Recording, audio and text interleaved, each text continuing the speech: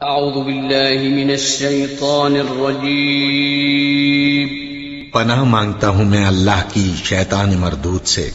بسم اللہ الرحمن الرحیم۔ شروع اللہ کا نام لے کر جو بڑا مہربان نہایت رحم والا ہے۔ اعوذ باللہ من الشیطان الرجیم، بسم اللہ الرحمن الرحیم۔ مثل الجنة التي وعد المتقون تجري من تحتها الأنهار أكلها دائم وظلها تلك عقبى الذين اتقوا وعقبى الكافرين النار والذين آتيناهم الكتاب يفرحون بما أنزل إليك ومن الأحزاب من ينكر بعضه قل إنما أمرت أن أعبد الله ولا أشرك به إليه أدعو وإليه مآب وكذلك أنزلناه حكما عربيا ولئن اتبعت أهواءهم بعدما جاءك من العلم ما لك من الله من ولي ولا واق۔ مثل الجنت، صفت اس جنت کی، التی وہ جنت، وعد المتقون جس کا وعدہ کیا گیا ہے متقی لوگوں سے، تجری من تحتها الانہار چلتی ہوں گی ان کے بیچو بیچ نہریں، اکلها دائم پھل اس کے ہمیشہ رہنے والے ہوں گے، وظلها اور اس کے سائے بھی، تلک عقبى الذین اتقوا یہ ہے جزا بدلہ ان لوگوں کا جو بچتے رہے ڈرتے رہے، وعقبى الکافرین النار اور بدلہ کافروں کا دوزخ ہے، والذین آتیناہم الکتاب اور وہ لوگ جن کو ہم نے کتاب دی، یفرحون وہ خوش ہوتے ہیں، بما انزل الیک اس کے ساتھ جو اتاری گئی کتاب آپ کی طرف، ومن الاحزاب اور گروہوں میں سے من ایسے بھی ہیں، ینکر بعضا جو انکار کرتے ہیں اس کے بعض کا، قل کہہ دیں انما امرت بے شک مجھے تو حکم دیا گیا، ان اعبد اللہ کہ میں بندگی کروں اللہ کی، ولا اشرک بھی اور نہ میں شریک ٹھہراؤں اس کے ساتھ کسی کو بھی، الیہ ادعو اسی کی طرف میں بلاتا ہوں، والیہ مآب اور اسی کی طرف میرا رجوع کرنا ہے، وکذالک انزلناہ اور اسی طرح ہم نے اتارا اس کو، حکماً فیصلہ کن کتاب بنا کر، عربیہ عربی زبان میں، وَلَئِنِ اتَّبَعْتَ أَهْوَاءَهُمْ اور البتہ اگر آپ پیروی کریں ان کی خواہشات کی، بعد ما جاءک بعد اس کے کہ آ چکا آپ کے پاس، من العلم علم، ما لک من اللہ تو نہیں ہوگا آپ کے لیے اللہ سے، من ولی کوئی بھی حمایتی مددگار، ولا واق اور نہ کوئی بچانے والا۔ اس سے پہلے شرک کرنے والے لوگوں کا، کفر کرنے والے لوگوں کا ذکر ہوا اور ان کے انجام کا بھی، کہ لہم عذاب فی الحیات الدنیا والعذاب الآخرۃ اشق کہ ان کے لیے دنیا میں بھی عذاب ہے اور آخرت کا عذاب تو بہت سخت قسم کا ہے۔ تو اب یہاں اللہ تعالیٰ نے ایمان والوں اور اللہ سے تعلق بنا کر زندگیاں گزارنے والوں ان کا ذکر کیا۔ مثل الجنہ فرمایا صفت جنت کی، التی وہ جنت، وعد المتقون جس کا وعدہ کیا گیا متقی لوگوں سے، متقی کی جمع متقون ہے، تو تقوی والے لوگ ان کے ساتھ اللہ نے جنت کا وعدہ کیا ہے۔ تقوی سے مراد کیا ہے؟ متقی کس شخص کو کہا جاتا ہے؟ یہ کوئی بہت مشکل کوئی عہدہ نہیں ہے کہ انسان بہت مشکل ہے کہ متقی بن سکے، اس کے لیے اللہ نے بہت آسانی رکھی ہے۔ حضرت عمر رضی اللہ عنہ نے ایک دفعہ حضرت ابی بن کعب رضی اللہ عنہ سے، یہ قرآن کے بڑے قاری تھے، حضور نے ان کے بارے میں فرمایا تھا کہ اس امت کا سب سے بڑا قاری وہ ابی بن کعب ہے۔ تو قرآن سے بڑا شغف تھا، بڑا تعلق تھا حضرت ابی کو، تو حضرت عمر نے آپ سے یہ فرمایا کہ ابی، آپ بتا سکتے ہو کہ تقوی کس چیز کا نام ہے، متقی کس کو کہا جاتا ہے؟ تو حضرت ابی بن کعب رضی اللہ عنہ نے فرمایا کہ تقوی کا مطلب یہ ہے، متقی وہ شخص ہے، فرمایا دیکھو میں نے کپڑے کھلے پہنے ہوئے ہیں، عرب ویسے ان کا کرتا جو ہوتا ہے بہت کھلا ہوتا ہے، فرمایا اس طرح جب آدمی نے کھلا لباس پہنا ہوا ہو اور اس کو کبھی کھلی جگہ میں جھاڑیوں میں سے گزرنا پڑے تو وہ گزرتے ہوئے اپنے کپڑوں کو سمیٹ کے چلتا ہے تاکہ اس کا کپڑا کسی جھاڑی کی شاخ سے اٹک نہ جائے۔ تو جیسے راستے میں چلتے ہوئے جھاڑیوں سے اپنے آپ کو بچاتے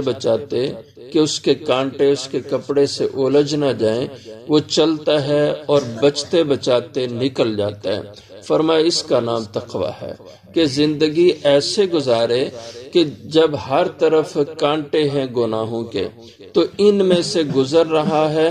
اور بچاتے اپنے آپ کو اس دنیا سے گناہوں سے بچتے اپنے آپ کو لے جائے، یہ متقی شخص ہے۔ تو انسان کا کوشش کرتے رہنا دن رات میں کہ میں گناہوں سے بچ جاؤں، اور ظاہر ہے جب ایک آدمی کا کھلا لباس ہو، جھاڑیوں میں سے گزر رہا ہو، اگرچہ کتنا سمیٹے ہوئے، مثلا آج کل کے موسم میں ہم چادریں لیتے ہیں، اگر ایک آدمی چادر لے کے جھاڑیوں میں سے گزر رہا ہے تو بچائے گا، اپنی چادر کو سمیٹے گا، اس کے باوجود کہیں نہ کہیں وہ الجھ ہی جائے گی۔ تو یہ الجھ جانا یہ اس کے لیے مشکل نہیں ہے، اس کے لیے پکڑ کا ذریعہ نہیں، کیونکہ یہ تو اپنی چادر کو سمیٹ رہا تھا اور سمیٹتے گزر رہا تھا، لیکن پھر بھی ہوا نے کہیں نہ کہیں اس کی چادر کو کسی بھی شاخ سے الجھا دیا۔ تو یہ ہے کہ اپنی کوشش ہو میں نے گناہ نہیں کرنا،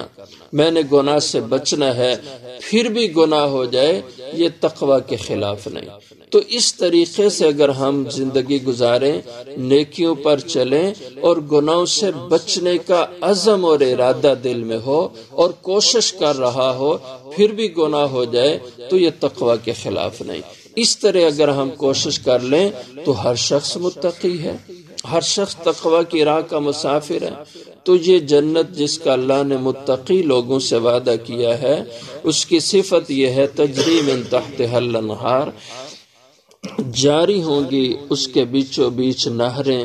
اس کے باغات ہوں گے جنتی کے، طرح طرح کے باغات ہیں، ان کی سرابی کے لیے ان باغات کے بیچوں بیچ نہریں چلائی گئی ہیں، اکلھا دائم، اس کے جو باغات ہیں ان کے پھل ہمیشہ کے ہیں، سدا بہار پھل ہیں ان کے، کبھی ختم نہیں ہوتے، ایک پھل توڑا اس کی جگہ دوسرا آ جائے گا، اور درخت پہ چڑھنے کی بھی ضرورت نہیں، زمین پہ کھڑا ہے، جس پھل کو اشارہ کرے وہ شاخ اس کے سامنے جھک جائے گی، اور جتنا بلند درخت ہو یہ زمین پہ کھڑے کھڑے وہ شاخ اس کی طرف آ جائے گی، یہ پھل توڑ لے گا، جو پھل توڑے گا اس کی جگہ دوسرا پھل آ جائے گا۔ دنیا میں بھی پھل ہوتے ہیں، لیکن یہاں ایک موسم میں ایک ہی پھل ہوتا ہے، اور جو باغ ہے یہ اپنے موسم پہ پھل دیتا ہے۔ ہاں اللہ ماشاءاللہ کچھ ایسے باغات ہوتے ہیں جو 2 پھل دیتے ہیں، مثلا امرود کا باغ ہوتا ہے، یہ سال میں 2 پھل دیتا ہے، اور اس کے علاوہ کم و بیش کوئی ایسا پھل نہیں ہوتا جو سال میں 2 دفعہ اس باغ سے پھل ملے۔ حضرت انس رضی اللہ عنہ حضور کے خادم خاص تھے اور رشتہ بھی تھا، ان کی والدہ ام سلیم بنت ملحان رضی اللہ عنہا، یہ حضور کی رضائی خالہ لگتی تھیں۔ تو انہوں نے ایک دفعہ حضرت انس کو حضور کے پاس لائیں اور کہا کہ حضرت یہ آپ کی خدمت کرے گا۔ 10 سال کی عمر تھی کہ ان کی والدہ نے حضور کے پاس ان کو چھوڑ دیا کہ حضور کی خدمت کیا کرو، اور کہا کہ ان کے لیے دین ایمان دنیا کی ترقی کی دعا بھی کریں۔ تو حضور نے حضرت انس کے لیے دعا کی، اللہ اس کو دین میں اور دنیا میں ترقی عطا فرما۔ دینی لحاظ سے بڑے پختہ اور عبادت گزار تھے حضرت انس رضی اللہ عنہ، ساری زندگی عبادتوں میں لگا دی، اور حضور نے ان کے لیے دنیا کی بھی دعا کی، اکثر مالہ و اولادہ، اللہ اس کے مال کو اس کی اولاد کو بھی زیادہ کر، دین بھی اس کا زیادہ کر، اس کی مال اولاد کو بھی۔ اور پھر اللہ نے اولاد اس طرح دی کہ سن 74 ہجری کا واقعہ ہے کہ ان کی بیٹی امیمہ رضی اللہ عنہا ان کے پاس تھی، بڑی عمر پائی، 103 سال کے لگ بھگ عمر پائی تھی حضرت انس رضی اللہ عنہ نے، اور پھر ان کی وفات ہوئی تھی۔ تو کہا کہ بیٹی اس وقت میری اولاد کتنی ہے؟ تو بیٹی نے کہا کہ اب تک یعنی سن 74 ہجری میں جو انہوں نے پوچھا، کہا 120 آپ کی اولاد میں بچے تو دنیا سے چلے گئے ہیں، اور اس وقت بھی 100 اولاد آپ کی زندہ ہے، آپ کے سامنے 100 کی تعداد میں اولاد زندہ ہے، اتنی اللہ نے برکت دی۔ اور مال کا حال یہ تھا کہ آپ کا جو کھجوروں کا باغ تھا،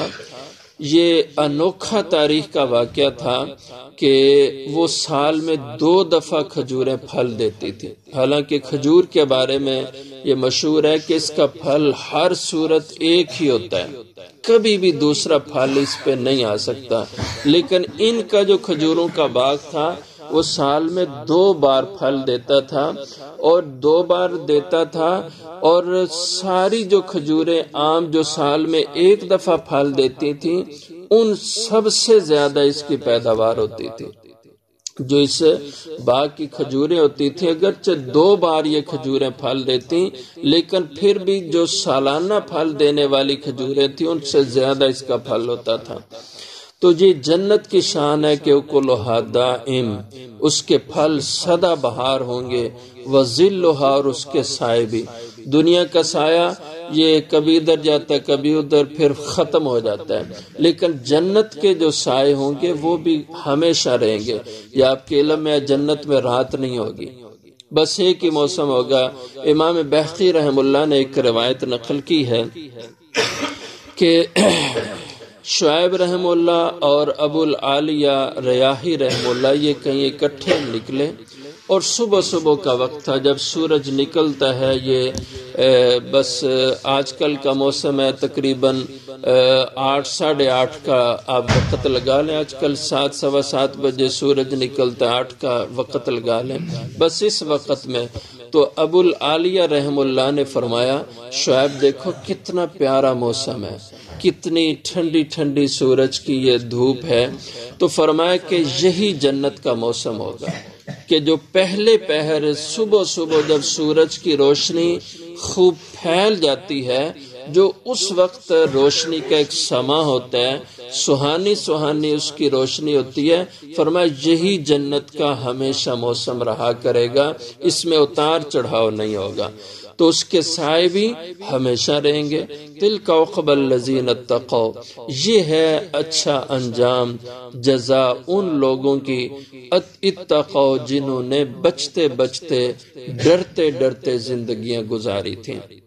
کفر شرک بدعت گناہ سے بچتے رہے اور اللہ سے ڈر ڈر کے وقت گزارا، یہ ان کی جزا ہوگی۔ وعقبی الکافرین، اور کافروں کا انجام النار، دوزخ کی آگ کی شکل میں ہوگا۔ والذین آتیناہم الکتاب، اور وہ لوگ جن کو ہم نے کتاب دی، یفرحون، جن کو کتاب دی یعنی سابقہ کتب کے حاملین یہود و نصارہ، ان میں کچھ ایسے لوگ ہیں یفرحون جو ایمان لے آئے۔ یہودیوں میں سے حضرت عبداللہ ابن سلام تھے، حضرت سالبہ تھے، حضرت اسید تھے، حضرت بنیامین رضوان اللہ علیہ مجمعین، یہ پہلے یہود میں تھے، پھر اللہ نے ان کو ایمان کی توفیق بخشی۔ اور عیسائیوں میں حضرت سلمان فارسی رضی اللہ عنہ تھے، حضرت عدی بن حاتم تھے، حضرت تمیم داری، رضی اللہ عنہ تھے اور اس طرح کے دیگر حضرات.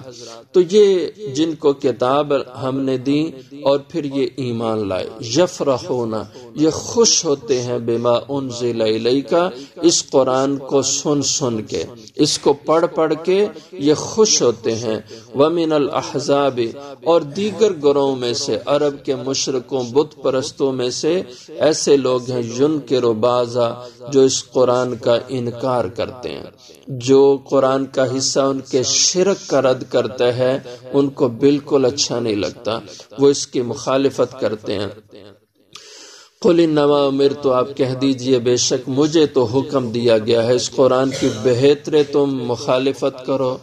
اور اس کی شرک کی مذمت کو تم برا سمجھو، لیکن میرا تو کام یہ ہے انما امرت بے شک مجھے تو حکم دیا گیا ان اعبد اللہ کہ میں اللہ کی ہی بندگی کروں، ولا اشرک بھی اور نہ میں شریک ٹھہراؤں اللہ کا کسی کو بھی. الیہ ادعو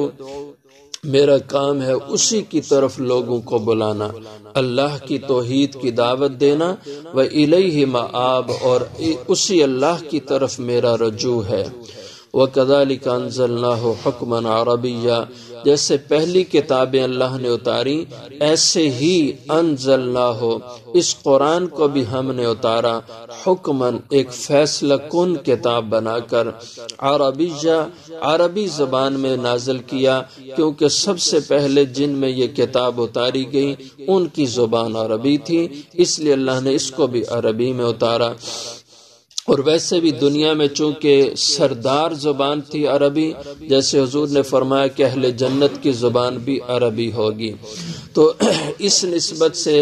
اللہ کریم نے جو دنیا میں آسمانی کتابوں کی سردار یہ قرآن ہے تو اس کو بھی اللہ نے عربی میں اتارا. وَلَئِنِ اتَّبَعْتَ أَهْوَاءَهُمْ اے مخاطب اے انسان، البتہ اگر تو پیروی کرے اہواءہم ان کافروں کی اور شرک کرنے والے لوگوں کی خواہشات کی، من بعد ما جاءک بعد اس کے کہ بعد ما جاءک بعد اس کے کہ آ چکا آپ کے پاس، من العلم اس قرآن کے ذریعے سے علم،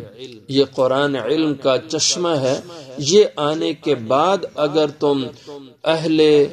ہوا جو خواہشات کی پرستش کرنے والے ہیں، جن کا دین مذہب خواہشات ہیں، اپنی مرضی پہ چلنا جن کا دین ہے، ان کی اگر تم رعایت کرو گے